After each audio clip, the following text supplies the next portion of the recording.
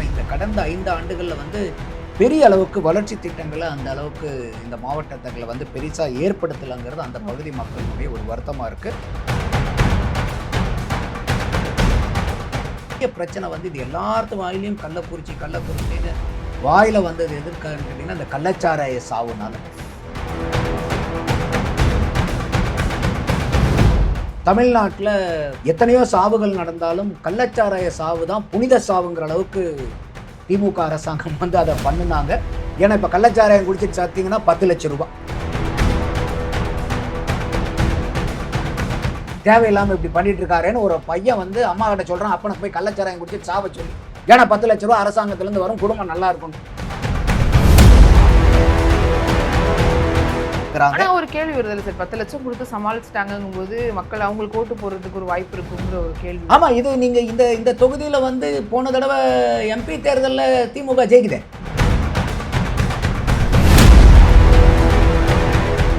பாதிப்புகள் நேயர்களுக்கு வணக்கம். நான் பவித்ரா சேவியர். ஒவ்வொரு மாவட்டம் வாரியா தொகுதிகளுடைய கள நிலவரம் என்ன, யாருக்கு வெற்றி வாய்ப்பு இருக்கு அப்படிங்கறத பத்தி பேசிட்டு இருக்கோம். அந்த வகையில் இன்னைக்கு ஒரு மாவட்டத்தை பத்தி பேசலாம், அதுவும் கள்ளக்குறிச்சி பத்தி பேசலாம் முடிவெடுத்திருக்கோம்.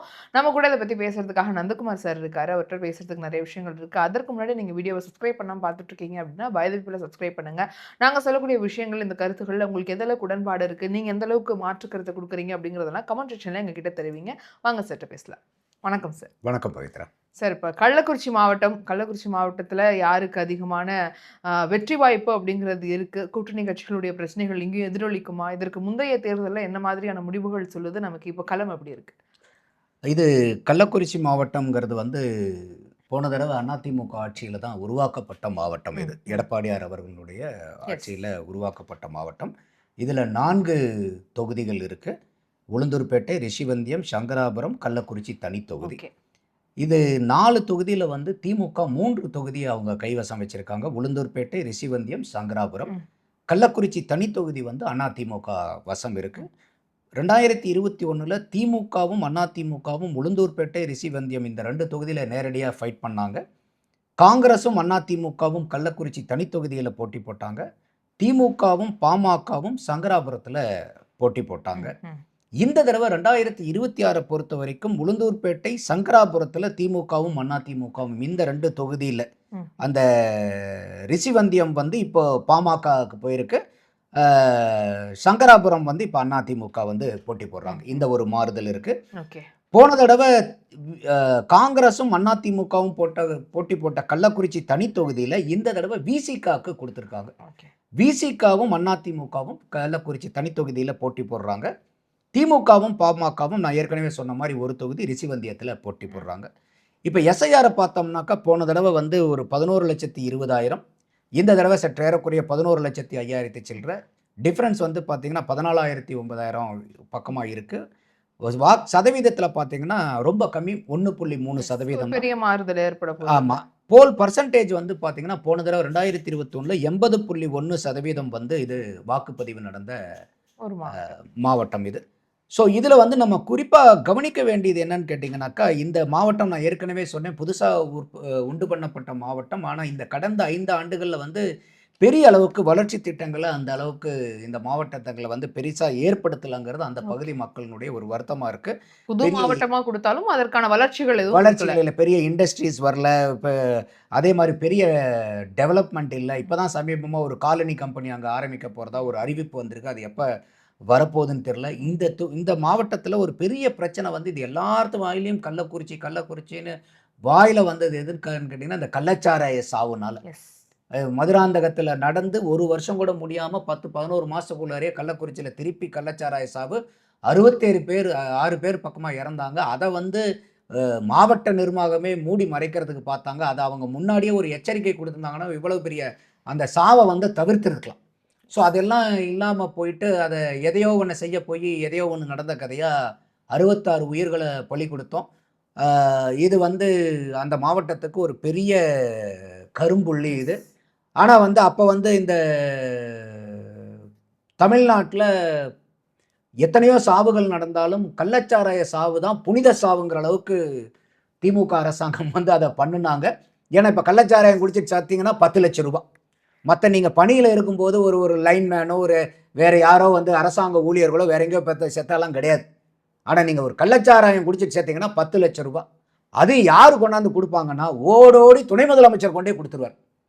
நீங்கள் எல்லாத்தையும் வந்து அந்த இளவெடுக்கிறதுன்னு சொல்லுவாங்க கிராமத்துலலாம், அதெல்லாம் முடிச்சு நீங்கள் அழுது முடிக்கிறதுக்குள்ளார துணை முதலமைச்சரே ஓடோடி போய் 10 லட்சம் ரூபாயை வந்து கையில் கொடுத்துட்டு வந்துடுவார். அந்த அளவுக்கு இன்னைக்கு தமிழ்நாட்டில் புனித சாவு எதுன்னு கேட்டிங்கன்னா கள்ளச்சாராயத்தை குடிச்சிட்டு சாவறங்கிற அளவுக்கு இது ரொம்ப நகைப்புக்குரியதா மாறி பெரும் விமர்சனத்துக்கு மீமெல்லாம் வந்துச்சு. மீமெல்லாம் என்ன பண்றாங்கன்னா அந்த வீடியோ எல்லாம் வந்து பாத்தீங்கன்னா, ஏமா இவர் என்னமா தேவையில்லாம போய் பிராந்தி கடையில போய் குடிச்சிட்டு இருக்காரு, இவர் போய் கள்ளச்சாராயம் குடிக்க சொல்லுமா பாரு, அங்க சித்தப்பா சேர்த்து போய் 10 லட்சம் ரூபா வாங்கியிருக்கு, சித்தி வந்து சந்தோஷமா குடும்பம் நடத்திட்டு இருக்காங்க, இவர் வந்து இங்க தேவையில்லாம இப்படி பண்ணிட்டு இருக்காருன்னு ஒரு பையன் வந்து அம்மா கிட்ட சொல்றான், அப்பனுக்கு போய் கள்ளச்சாராயம் குடிச்சிட்டு சாவ சொல்லி. ஏன்னா 10 லட்சம் ரூபா அரசாங்கத்துல இருந்து வரும், குடும்பம் நல்லா இருக்கும்னு. அப்ப அந்த அளவுக்கு மீன் போட்டு அரசாங்கத்தை கேலி கிண்டல் நக்கல் நையாண்டி பண்ற அளவுக்கு இந்த கள்ளச்சாராய சாவை வந்து புனித சாவா பண்ணுன இடம். ஏன்னா மத்த இறப்புகளுக்கு அவங்க இந்த மாதிரி ஒரு மானியமோ இவ்வளவு துரிதமான நடவடிக்கை எடுக்கலன்னு இந்த கேள்வி நம்ம கேட்கிறோம். அப்ப இது அரசாங்கத்தினுடைய தோல்வி பெரிய அளவுல படம் பிடிச்ச இது. அப்ப அரசாங்கத்தினுடைய தோல்வியை மூடி மறைக்கிறதுக்காக நஷ்ட ஈடா 10 லட்சம் ரூபாய். மதுராங்கத்தில் ஒரு 24 பேர், இங்க வந்து ஒரு 66, சற்று ஏறக்குறைய 90 பேர் இறந்தாங்க. அப்போ 9 கோடி ரூபாய் மக்களுடைய வரி பணம் கள்ளச்சாராயம் குடித்து செத்தவங்களுக்கு கொண்டு போய் 9 கோடி ரூபாய் வரி கட்டுறவங்களுடைய பணத்தை கொண்டு நீங்க கொடுத்துருக்கீங்க. அப்ப இந்த இடத்துல நீங்க கள்ளச்சாராயம் குடிக்கிறத கண்டிக்கிறீங்களா, ஊக்குவிக்கிறீங்களா? சோ இது வந்து ஒரு பெரிய பேசுபடு பொருளானது இந்த இடத்துல. கண்டிப்பா இது கள்ளக்குறிச்சியில வெளிப்படும், தேர்தல்ல வெளிப்படும். ஆமா, அது ஒண்ணு. ரெண்டாவது வந்து பாத்தீங்கன்னா இந்த கள்ளச்சாராய மாஃபியாங்கிறது இங்க இன்னும் பெரிய அளவுக்கு வந்து இந்த தொகுதியில வந்து இன்னமே அது ஒளிஞ்ச பாடு இல்லங்கிறாங்க. ஆனா ஒரு கேள்வி வருதுல்ல சார், 10 லட்சம் கொடுத்து சமாளிச்சுட்டாங்கும் போது மக்கள் அவங்களுக்கு ஓட்டு போறதுக்கு ஒரு வாய்ப்பு இருக்குங்கிற ஒரு கேள்வி. ஆமா, இது நீங்க இந்த தொகுதியில வந்து போன தடவை எம்பி தேர்தல்ல திமுக ஜெயிக்குதே. அப்ப இந்த 10 லட்சம் உங்களுக்கு வேலை பாக்குமா தேர்தல் வெற்றி? அதுதான் இன்னைக்கு வந்து அவங்க வேலை பாக்குதுங்கிறதா இன்னைக்கு கண்கூட காமிச்சிருக்காங்க. ஸோ அப்போ இது வந்து ஒரு உள்ளபடியே வந்து நம்ம வந்து கல்வியில் சிறந்த மாநிலம், நாங்கள் வந்து முற்போக்கு மாநிலம் சொல்றதெல்லாம் வந்து இதெல்லாம் வந்து ஒரு நகைப்புக்குரியதாங்கிற கேள்வி எழுப்ப வேண்டிய ஒரு துர்பாகியமான சூழ்நிலையில் இந்த நிகழ்ச்சியெல்லாம் அமைஞ்சிருக்கு. இந்த மாவட்டத்தில் வன்னியர்கள் குரூப் அதிகமாக இருக்காங்க. அதுக்கப்புறம் வந்து பார்த்தீங்கன்னாக்கா எஸ்சி பாப்புலேஷன் அதிகம், குறிப்பாக கள்ளக்குறிச்சியில் 35.32% அது இருக்காங்க. ரிஷிவந்தியத்தில் 31%, சங்கராபுரத்தில் 25% எஸ்சியும் 14% எஸ்டி அவங்களும் இருக்காங்க. சற்றேறக்குறைய அங்கே ஒரு 34.9% இது ரெண்டையும் சேர்த்துனா. அப்போ இந்த காஸ்ட் அங்கே இதுவும் வந்து அங்கே எதிரொலிக்கிறதுக்கு பிரதானமான வாய்ப்பு இருக்கக்கூடிய ஒரு மாவட்டமாக தான் நம்மளால் பார்க்க முடியுது. இதில் நம்ம ஒவ்வொரு தொகுதியாக போய் பார்க்கணுன்னா, இப்போ உளுந்தூர்பேட்டையில் போன தடவை திமுகவினுடைய மணிகண்ணன் அவர்கள் வந்து அதிமுகவினுடைய குமரகுருவை 5256 வாக்கில் தான் தோக்கடிச்சார். இப்போ வந்து உளுந்தூர்பேட்டையில் திமுக சார்பாக இருக்கக்கூடிய கேண்டிடேட் வந்து ஜிஆர் வசந்தவேல் நிற்கிறாங்க. அதிமுக சார்பாக அதே குமரகுரு தான் நிற்கிறாங்க. நாம் தமிழர் கட்சி சார்பாக லோகேஸ்வரி, தாவேகா சார்பாக வந்து சுதாகர். இந்த தொகுதியில் நான் சொன்ன வெறும் மார்ஜின் வந்து 5256. இதில் நாம் தமிழர் கட்சி வாங்கினது 9000 வாக்கு. அப்ப இது திமுக பக்கம் வந்து இந்த வெற்றி போய் சேர்றதுக்கு போன நாம் தமிழர்களுடைய வாக்கு வந்து ஒரு காரணமா அமைஞ்சது. ஸோ இந்த தடவை நீங்க இந்த ட்ரெடிஷ்னலா நீங்க இதை பார்த்தீங்கன்னாக்கா இந்த தொகுதி வந்து திமுக வந்து 6 தடவையும் அதிமுக 5 தடவையும் வெற்றி பெற்றிருக்காங்க 1977 இருந்து. ஸோ இப்போ அவங்க வெற்றி பெற்ற கேண்டிடேட்டை விட்டுட்டு இப்போ வந்து வேற ஒரு கேண்டிடேட்டை வந்து நிற்க வச்சிருக்காங்க. இப்போ நிற்கக்கூடிய குமரகுரு அவர்கள் வந்து, ஏன்னா அது வந்து திமுகவுக்கு வந்து ஒரு மைனஸ் பாயிண்டாக பார்க்கப்படும். அது அதிமுகவுக்கு சாதகமாக போகிறதுக்கு வந்து ஒரு வாய்ப்புகள் உண்டு. அதிமுக சார்பாக நிற்கக்கூடிய குமரகுரு அவர்கள் வந்து பார்த்தீங்கன்னா கள்ளக்குறிச்சி மாவட்டத்தினுடைய அதிமுகவினுடைய மாவட்ட செயலாளராக இருக்கார். அவர் 3 தடவை வந்து சிட்டிங் எம்எல்ஏவாக இருந்தார். 3 தடவை. உளுந்தூர்பேட்டையில் வந்து 2011லையும் 2016லையும் இருந்தார். 2006ல் வந்து திருநாவலூருங்கிற தொகுதியில் இருந்தார். அந்த தொகுதி வந்து இப்போ 2008ல் வந்து அந்த மறுசீரமைப்பு பண்ணும்போது அந்த தொகுதி இல்லாமல் போச்சு. ஸோ அப்போ 2006, 2011, 2016 3 முறையும் தொடர்ந்து எம்எல்ஏவாக இருந்தவர் தான் குமரகுரு அவர்கள். போன தடவை அவர் தோட்டது வந்து பார்த்தீங்கன்னா வெறும் 5256 வாக்கில் தான் தோக்குறாங்க. ஸோ இது வந்து அதிகமாக ரூரல் இருக்கக்கூடிய தொகுதி. இது 93.65% வந்து ரூரல் தான். இதில் 32% வந்து இதில் எஸ்சி இருக்காங்க. ரொம்ப வன்னியர்கள் அதை விட டாமினேஷனில் அங்கே இருக்காங்க. ஸோ இதெல்லாம் வந்து அங்கே பெரிய பிரச்சனையாக இருக்கிறது வந்து பார்த்தீங்கன்னா, அங்கே வந்து ஒரு தாலுக்கா ஹாஸ்பிட்டல் கூட பெரிய அளவுக்கு அவங்களுக்கு இல்லை. ஒரு நல்ல வசதி வாய்ப்போடு இல்லை. அடிக்கடி வந்து அது உளுந்தூர்பேட்டை ஹைவேங்கிறனால ரோடு ஆக்சிடென்ட் நடக்குது.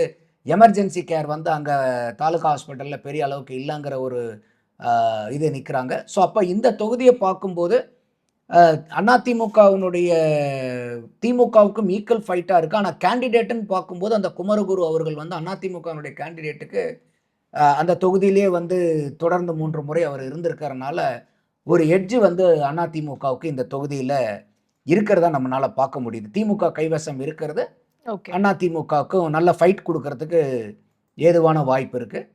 அடுத்து கள்ளக்குறிச்சியினுடைய தனி தொகுதி எடுத்துட்டிங்கன்னா, இதில் அதிமுக போன தடவை ஜெயித்தாங்க. செந்தில்குமார்ங்கிறவர் காங்கிரஸ்னுடைய மணிரத்னத்தை 25,891 வாக்கில் வந்து ஜெயிக்கிறாங்க. இந்த தடவை காங்கிரஸ் கிட்ட இருந்து இந்த சீட்டு வந்து விசிகாக்கு போகுது. மாலதிங்கிறவங்க நிற்கிறாங்க. ஸோ இவர் வந்து விடுதலை சிறுத்தைகளினுடைய அண்ணன் திருமாவளவன் அவர்களுடைய ரிலேட்டிவாக என்னன்னு எனக்கு சரியாக தெரியல. பட் அந்த மாதிரி கேள்விப்பட்ட மாதிரி ஒரு ஞாபகம். அது நேயர்களுக்கு தெரிஞ்ச அதை கமெண்ட்டில் பதிவு அவருடைய அக்கா பொண்ணோ யாரோங்கிற மாதிரி சொன்னாங்க. அது நமக்கு சரியாக தெரியல. அதனால தான் நம்ம தெரியாத ஒன்றை ஷூராக சொல்ல முடியாது. இருந்தாலும் நமக்கு தெரிஞ்சுக்கிறதுக்காக மக்களுக்கு தெரிஞ்சாலும் அவங்க கமெண்ட்டில் பதிவு பண்ணி நமக்கு சொல்லிக் கொடுக்கலாம் அவங்க. ஸோ அதிமுக சார்பாக வந்து பார்த்தீங்கன்னாக்கா இப்போ வந்து ராஜீவ்காந்தி நிற்கிறாங்க. என்டிகே சார்பாக நாகம்மாள், தாவேகா சார்பாக அருள் விக்னேஷ் அவர்கள் இங்கே நிற்கிறாங்க. ஸோ இந்த தொகுதியில் போன தடவை நடந்தது வந்து 78.16% வந்து வாக்கு இது பண்ணுறாங்க. இந்த தொகுதி வந்து 2028 மறுசீரமைப்புக்கு அப்புறம் வந்த தொகுதியில் இந்த கடந்த 3 தேர்தலவே 2011 இருந்தே அதிமுக தான் ஜெயிச்சிட்டு இருக்காங்க. அந்த 3 தடவை ஜெயிச்சதுமே வந்து பார்த்தீங்கன்னா அதிமுகலேருந்து வேறு கேண்டிடேட் போட்டு தான் ஜெயிச்சிருக்காங்க. அப்போ இந்த தடவையும் வந்து சிட்டிங் எம்எல்ஏ வந்து இங்கே வந்து மாற்றப்பட்டிருக்காரு அதிமுகவில். செந்தில்குமார் அவர்கள் வந்து இன்னைக்கு வந்து ராஜீவ்காந்தி நிற்க வச்சிருக்கிறனால அந்த கேண்டிடேட் மாற்றுறது எப்பயுமே ஒரு சிக்கல்னு நான் எல்லா இடத்துலையும் சொல்லுவேன். ஆனால் இந்த சில இடத்துல அதிமுக தொடர்ந்து 3 முறை வெற்றி பெறுறாங்க. ஆனால் ஒவ்வொரு தடவையும் வேறு கேண்டிடேட்டை வச்சு போடும்போது இது கேண்டிடேட்டை விட கட்சி சார்பான ஒரு செல்வாக்கு வந்து அங்கே அதிகமாக இருக்குங்கிறத நம்மளால பார்க்க முடியுது. ஸோ இந்த மாவட்டத்தில் எஸ்சி அதிகமாக இருக்கக்கூடிய பாப்புலேஷன் இந்த தொகுதி. அதிமுக நான் ஏற்கனவே சொன்ன மாதிரி இந்த இதில் 3க்கு 3 ஜெயிச்சிருக்காங்க. போன தடவை காங்கிரஸ் கிட்டேருந்து இப்போ வந்து இந்த விசிகா வசம் போனதுக்கு வந்து இந்த எஸ்சி இந்த பாப்புலேஷன் அதிகமாக இருக்கிறதுனால ஒரு ட்ரை பண்ணலாமா அப்படிங்கிற ஒரு எண்ணத்தில் கூட வந்து அவங்க இருக்காங்க. ஸோ அலையன்ஸினுடைய சப்போர்ட் வந்து இங்கே இருக்கணும். கள்ளக்குறிச்சியில் வந்து அவங்களுக்கு இருக்கணும். இல்லைன்னா சிக்கல். அதோட மட்டும் இது தனித்தொகுதியாக இருக்கிறனால இன்னைக்கு பெரிய அளவுக்கு வந்து தாவேகா விஜய் அவர்கள் வந்து அந்த வாக்கு வங்கியை பெரிய அளவுக்கு பிரிக்கிறத வந்து நம்மளால் பார்க்க முடியுது. அவருடைய செல்வாக்கு பார்க்கும்போது எல்லாத்துக்குமே வந்து அந்த சமூகத்தினுடைய மக்கள் விஜய் மேலே பெரிய பற்றும் பாசமும் இருக்கக்கூடிய மக்கள், குறிப்பாக இளைஞர்கள், பெண்கள் வந்து பெரிய அளவுக்கு நேசிக்கிறாங்க. போன தடவை இதே தொகுதியில் வந்து 16,474 வாக்கு நாம் தமிழர் எடுத்திருந்தாங்க. அப்போ நாம் தமிழருக்கும் வந்து பார்த்தீங்கன்னா இந்த சமூகத்திட்ட ஊடுருவல் இருக்கு. அப்போ இந்த தடவை வந்து இது விசிகாவுக்கு கொடுத்து அதனால ஒரு செல்வாக்கு பெறலான்னு நம்பினா கூட இந்த சமூகத்தினுடைய வாக்க நாம் தமிழர் கட்சியும் தாவேகாவும் பெரிய அளவுக்கு பல தொகுதிகளில் வந்து அவங்க வாக்க வந்து அந்த விடுதலை சிறுத்தைகளினுடைய வாக்கை வந்து இந்த 2 பேரும் குறிப்பாக அந்த எஸ்சி சமூகத்தினுடைய வாக்கை இந்த 2 கட்சியும் வந்து ஸ்வீகரிக்கிறத ஏற்கனவே நாம் தமிழர் ஸ்வீகரிக்கிறத பார்க்குறோம். இந்த தடவை வந்து தாவேகாவும் வந்து பெரிய அளவுக்கு அவங்கள இது பண்ணுவாங்கங்கிறதான் பறந்து விரிந்த பேச்சாக இருக்குது. ஸோ அதனால் வந்து பார்க்கும்போது இந்த தொகுதி வந்து கட்டாயமாக ஒரு நல்ல ஃபைட்டு வந்து அதிமுகவுக்கு கொடுக்கறதுக்கு வந்து ஏதுவான தொகுதி. ஏன்னா ஏற்கனவே இவங்க சிட்டிங் தொகுதி இது 3க்கு 3 தடவை தொடர்ந்து ஜெயிச்சிட்டு இருக்காங்க. அப்போ இப்போ விசிகா போடுறனால அந்த இடத்துல வந்து அவங்க போலரைஸ் பண்ணி ஒரு கன்சாலிடேட் அந்த சமூகத்தினுடைய வாக்குகளை திரட்ட முடியும்னாலும் அதுக்கு பங்கமாக இருக்க போகிறது யாருன்னா நாம் தமிழர் கட்சியும் தாவேகாவும் இருக்கிறனால இது வந்து இந்த தொகுதி வந்து இப்போ அதிமுக வசம் இருக்கிறது, அவங்க வசமே இருக்கிறதுக்கு மீண்டும் வந்து ஒரு பிரதான வாய்ப்பு இருக்கிறதா தான் நம்ம பார்க்குறோம். அடுத்தது ரிஷிவந்தியம் தொகுதி. இந்த தொகுதியில் இப்போ சிட்டிங் எம்எல்ஏ வந்து டிஎம்கே கார்த்திகேயன் அவர்கள் இப்போ வந்து அவரே தான் இருக்கார். வசந்தம் கார்த்திகேயன்கிறவர் அதிமுகவில் இருக்கக்கூடிய சந்தோஷ் அவர்களை 2021 41,728 வாக்கில் நல்ல பெரிய மார்ஜின் இது. ஸோ வாக்கில் வந்து இது பண்ணுறாங்க. இந்த தொகுதி நான் ஏற்கனவே சொன்ன மாதிரி அதிமுக வசத்தில் இருந்து இப்போ பாமகக்கு கொடுத்துருக்காங்க இந்த சீட்டை. ஏபி செழியன்கிறவர் நிற்கிறாரு. நாம் தமிழர் கட்சி சார்பாக ராதிகா, தாவேகா சார்பாக வந்து அசோக் குமார் அவர்கள் வந்து நிற்கிறாங்க. இந்த தொகுதியில் போன தடவை நடந்த வாக்குப்பதிவு 80.18 வாக்குப்பதிவு. ஸோ இந்த மாவட்டத்தில் வந்து 90 இந்த தொகுதியில் ரூரல் ஏரியான்னு பார்த்தீங்கன்னா 97.43%. அதிகமான ரூரல் ஏரியா இது. வெறும் அர்பன் பார்த்தீங்கன்னா 2.57% தான்.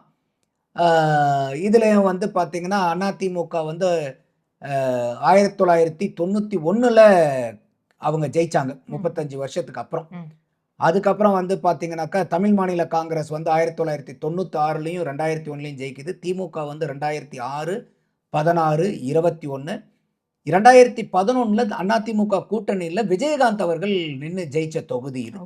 அப்போ இந்த இடத்துல பார்க்கும்போது ஒரு அதிமுகவை பொறுத்த வரைக்கும் இந்த தொகுதியில் கொஞ்சம் ஹிஸ்டாரிக்கலாக பார்க்க போனோம்னா இது வந்து அவங்களுக்கு மற்ற தொகுதியில் இருக்கக்கூடிய ஒரு செல்வாக்கு வந்து இந்த தொகுதியில் வந்து இல்லை. ஸோ இந்த தடவை போன தடவை மாதிரி இது அதிமுகவும் ஃபைட் பண்ணாமல் இது வந்து பாமகக்கு வந்து இந்த சீட்டு போகுது. ஸோ அதனால் வந்து இந்த இதுலேயும் வந்து பார்த்தீங்கன்னாக்கா பெரிய கவர்மெண்ட்டுக்கு வந்து ஒரு நல்ல பில்டிங்ஸ் இல்லை டிபார்ட்மெண்ட் ஆப்ரேட் பண்ணுறதுக்கு ஒரு நல்ல வசதி வாய்ப்போட டெவலப்பான கான்ஸ்டிடியூன்சி அளவுக்குலாம் இல்லைங்கிற ஒரு குறைபாடு வந்து அந்த தொகுதி மக்கள்கிட்ட இருக்குது.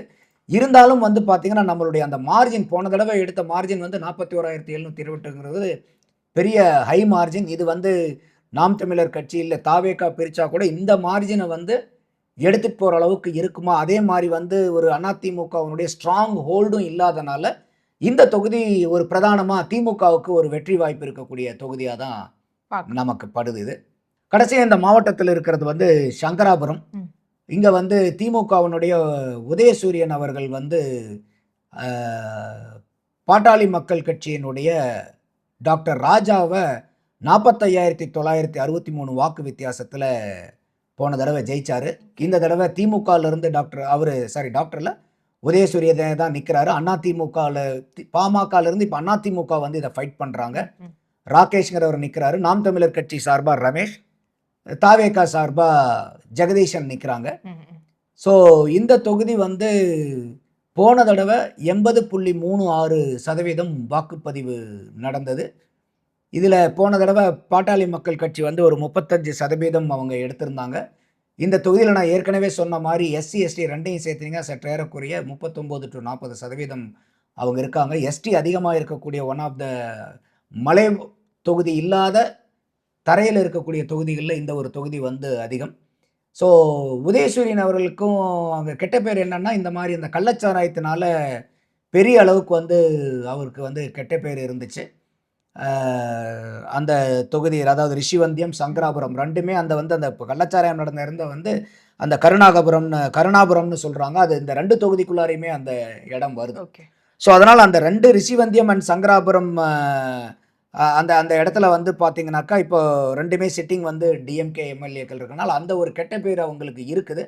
பட் இருந்தாலும் வந்து பார்த்தீங்கன்னா அவங்க கொஞ்சம் அந்த 2 தொகுதியிலையும் ஸ்ட்ராங்காக இருக்கிற அளவுக்கு தான் இருக்காங்க. நம்ம போன தடவை ரிஷிவந்தியமும் பார்த்தோம். ஸோ இப்போ வந்து அதிமுகவே இதை ஃபைட் பண்ணுறாங்க. நம்ம பொறுத்திருந்து பார்க்கணும். இவர் போன தடவை வந்து பார்த்தீங்கன்னாக்கா 2016 2021 இப்போ இருக்கக்கூடியவரே தான் உதயசூரியன் அவர்களே தான் எம்எல்ஏவாக இருக்கார். ஸோ இந்த இடத்துலையும் வந்து பார்த்தீங்கன்னாக்கா அந்த போலரைசேஷன் நடக்கிறதுக்கு நிறையா வாய்ப்புகள் இருக்குது. வன்னியர் அண்ட் எஸ்சி எஸ்டி இது பண்ணுறது. ஹிஸ்டாரிக்கலாக பார்த்தீங்கன்னாக்கா அதிமுக வந்து 4 தடவையும் பாட்டாளி மக்கள் கட்சி ஒரு தடவை அதிமுக கூட்டணியில் இருக்கும் போதும் காங்கிரஸ் ஒரு தடவை அதிமுக கூட்டணியில் இருக்கும் போதும் வந்து அதை ஜெயிச்சிருக்காங்க. திமுகவும் வந்து பார்த்தீங்கன்னாக்கா அதே ஈக்குவலாக பண்ணியிருக்காங்க. பட் இப்போ வந்து அந்த விக்ட்ரி மார்ஜினு அந்த கள்ளக்குறிச்சி இந்த கள்ளச்சாராய சாவு எதிரொலிக்குமான்னு கேட்டிங்க இல்லையா, அதெல்லாம் எதிரொலிச்சிருந்தா அவங்க வந்து அந்த எம்பி தேர்தல்லே வந்து அவங்களுக்கு வெளிப்பட்டிருக்கும். அது வெளிப்படலை அங்கே. ஸோ அப்போ அதனால வந்து இந்த ரிஷிவந்தியமும் சங்கராபுரமும் உடனே இதை வந்து மக்கள் வந்து இதுல மாதிரிலாம் நம்ம அவல நிலைக்கு இருப்போமேங்கிற மாதிரிலாம் போய் போடுவாங்களாங்கிறது கேள்விக்குறி வாக்களிப்பாங்கிறது தான். என்னை பொறுத்த வரைக்கும் அது பெருத்த 10 சந்தேகமா லட்சம் தான் வேலை இருக்குது. பார்த்திருக்கு அப்பனா. ஏன்னா அப்போ சுட சுட வந்தது லோக்சபா, Yes, அப்பயே yes. அவங்க மக்களுக்கு வந்து மறந்து அதை வந்து மறந்து போய் வாக்களிக்கிறாங்கும் போது இப்போ வந்து அது ஒரு பெரிய இதா இருக்காது. ஆனா அன்புமணி அவர்கள் இதை பெரிய அளவுக்கு வந்து பிரச்சாரத்தை கேம்பெயின் பண்றாரு. எடுத்துட்டு போறாரு. அது எந்த அளவுக்கு பலன் கொடுக்குதுங்கிறத பார்க்கணும். என்னை பொறுத்த வரைக்கும் இப்போ ஏற்கனவே வந்து திமுக 3 தொகுதி, அதிமுக 1 தொகுதின்னு இருக்கிறது வந்து இந்த தடவை அதிமுக வந்து 2, திமுக 2ன்னு 50-50 வந்து இந்த மாவட்டத்துல இருக்கும். அதிமுக கூடுதலா ஒரு தொகுதியை வந்து கைப்பற்றதுக்கு வாய்ப்பு இருக்குதுங்கிறதான் பார்க்குறேன். ரெண்டுமே ஈக்குவல் ஃபைட்டில் போவாங்க. 2:2ங்கிற ரேஷியோவில் கள்ளக்குறிச்சி இந்த 2026ல் எதிரொலிக்கிறதுக்கு நிறையா வாய்ப்புகள் இருக்குங்கிறது தான் என்னுடைய பார்வை பவித்ரா. கண்டிப்பா சார், கண்டிப்பா சார். பிரச்சார களத்திலயும் இதை ரொம்பவே பயன்படுத்துறாரு. நீங்க சொன்ன மாதிரி அன்புமணி அது எதிரொலிக்குதா அப்படிங்கிறதையும் பார்த்துடலாம். இன்னும் ஒரு வாரம் கூட இல்லை, அதுக்குள்ள தெரிஞ்சிடும் நமக்கு கண்டிப்பா. இவ்வளவு நேரம் நீங்க பகிர்ந்துக்கணும் உங்களுடைய கருத்துக்களுக்காகவும் உங்களுடைய நேரத்துக்காகவும் ரொம்ப நன்றி சார். நன்றி பவித்ரா.